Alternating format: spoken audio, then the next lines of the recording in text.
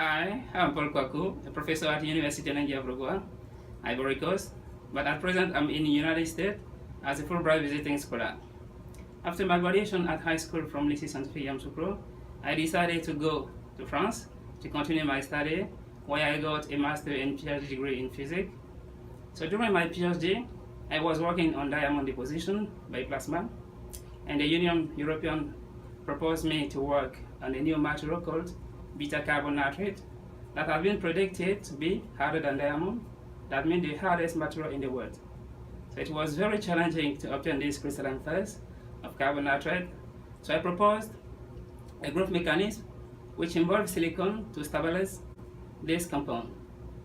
So we successfully deposited some film containing this crystalline phase of carbon nitrate and made some publication in international journals.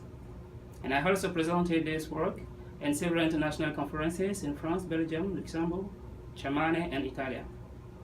Everything was great in Europe, but I realized that I will be most useful in Africa, so I decided to go back to my home country, where I got a job as professor at the university. At the university, things were going also very well, but the regional parts of my work was becoming a little challenging since the apparatus I need are very expensive. So I finally decided to use my knowledge in film deposition to work on a new topic, solar energy, particularly on thin-film solar cells. Thereby I submitted this project to the Fulbright program, which secured me this fellowship in the United States for 9 months to work on a new, very promising and cheap kind of solar cell called perovskite solar cell. Being a new Einstein Forum Fellow will really be a great opportunity for me. I could exchange with African scientists, African leaders, investors, and policymakers about this important topic.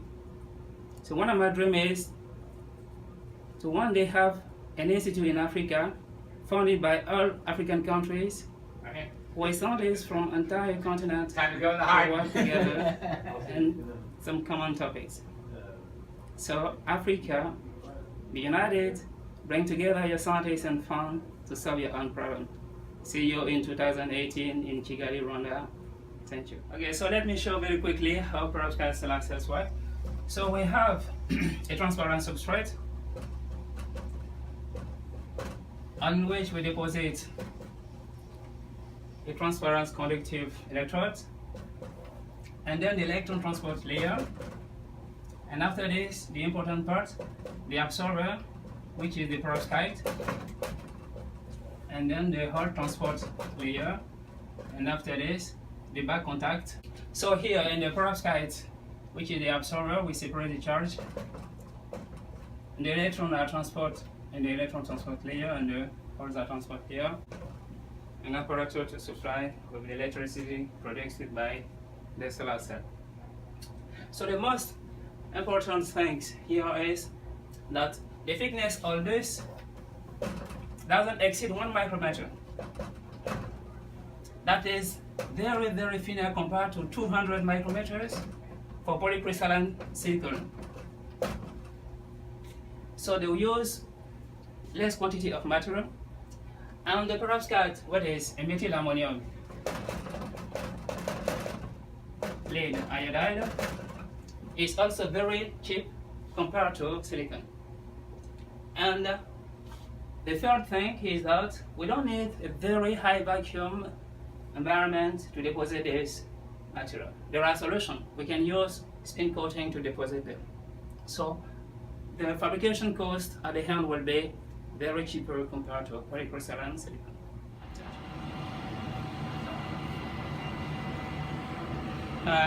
So here is the blow box where we make the perovskite film deposition. Okay, so here we have a second method of the second deposition method. That is the vapor transport deposition method. Okay, so as you can see here, the silicon deposition apparatus are very, very big and very expensive compared to perovskite film deposition. Let's see. Here we are in the IEC museum of all the different kind of solar cells, film solar cells. Here you can see a cadmium telluride thin film. There are also here some crystalline, some single crystal, some crystalline films, some multi-crystalline silicon films. Here also a multi-crystalline. Here we can see amorphous silicon film. But all those are thin films. So you can see here a flexible film.